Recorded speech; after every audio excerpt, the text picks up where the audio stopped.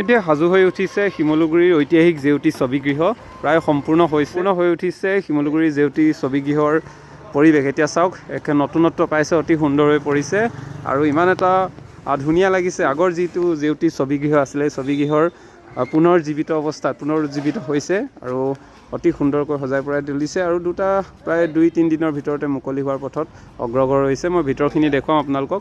প্ৰথমতে বাহিৰৰ পৰ্যায়টো দেখাইছোঁ, ইমান এটা সুন্দৰ হৈ পৰিছে, যথেষ্ট ভাল লাগিছে আৰু মানুহ এতিয়াও আশাবাদী।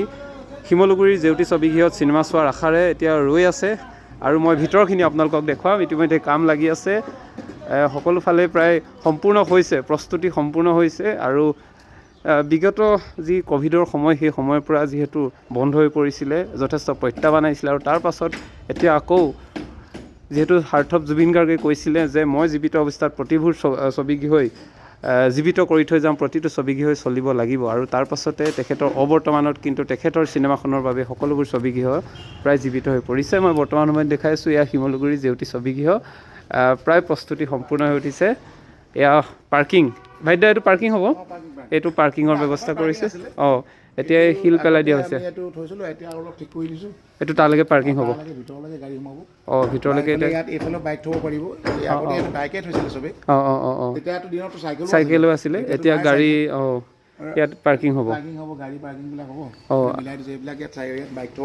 হয়, তাৰপৰা এইটো ইণ্টেৰিয়ৰটো পূৰা চব অ'কে হৈ গ'ল ন? কেলকাতাৰ ইঞ্জিনিয়াৰ আহি সকলো অ'কে কৰি থৈ গ'ল। একদম হোৱাইটনেছ কৰি দিলে। মানে কি তুমি প্ৰথমবাৰ আহোঁতে দেখিছিলা কিমান লেতেৰা আছে, 4বাৰ তেওঁলোকে ৱাছ কৰিছে। ৱাছ কৰিছে ন?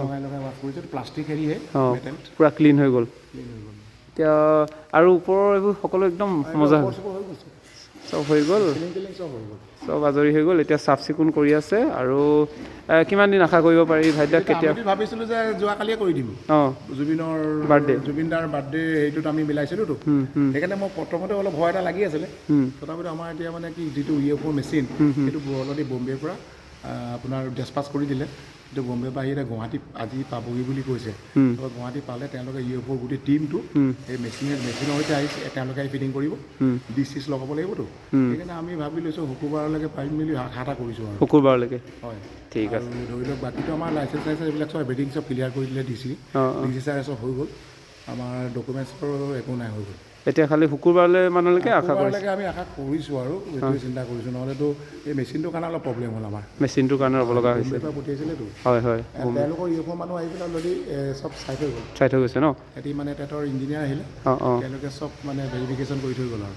ঠিক আছে, মই দেখাইছোঁ আপোনালোকক প্ৰথম অৱস্থাত কি আছিলে আৰু এতিয়া চাওক কিমান সুন্দৰ হৈ গ'ল। এতিয়া গোটেইবোৰ আচলতে নতুনকৈ সম্পূৰ্ণৰূপে একে নতুনত্ব দিয়া দেখিবলৈ পোৱা গৈছে আৰু ওপৰৰ মই চিটখিনিও দেখাইছোঁ। এয়া সকলোবোৰ মই বৰ্তমান সময়ত দেখাই দিছোঁ আৰু এয়া পৰিষ্কাৰ চাফ চিকুণ কৰি আছে আৰু ঠিক আছে। আৰু আমাৰ এই ওপৰৰ দেখাইছোঁ, চাওক অতি সুন্দৰকৈ এতিয়া প্ৰথম অৱস্থাত যি ৰূপত আছিলে সেই নতুনত্ব, সেই প্ৰথম অৱস্থাটোক পুনৰ সুন্দৰ ৰূপত পুনৰুজ্জীৱিত কৰি তোলা দেখিবলৈ পোৱা গৈছে। আৰু মই পাৰ্কিঙৰখিনি দেখালোৱে, কোনফালে আপোনালোক আহিলে গাড়ী ৰখাব লাগিব আৰু এই ওপৰৰ পৰা মই আপোনালোকক দেখামগৈ। এয়া মই আপোনালোকক ওপৰৰ ফালে দেখাম। যি নহওক আমাৰ যথেষ্ট ভাল লাগিছে, কাৰণ প্ৰাণৰ শিল্পী জুবিন গাৰ্গে যিহেতু তেখেতে প্ৰতিটো ছবিগৃহ জীয়াই তোলাটো বিচাৰিছিলে, প্ৰতিটো ছবিগৃহ চলাটো বিচাৰিছিলে আৰু তেওঁৰ কৃপাত বুলি ক'লেও ভুল কোৱা নহ'ব। তেখেতৰ শেষৰখন ছবি এতিয়া চাবলৈ যিহেতু ঢৌৰ সৃষ্টি হৈছে আৰু এই শেষৰখন ছবি এতিয়া বহুকেইটা বন্ধ হৈ পৰা ছবিগৃহ মুকলি কৰা দেখিবলৈ পোৱা গৈছে। মই বৰ্তমান সময়ত বেলকনিলৈ গৈছোঁ, বেলকনিৰ আপোনালোকৰ পৰিৱেশটো দেখাইছোঁ।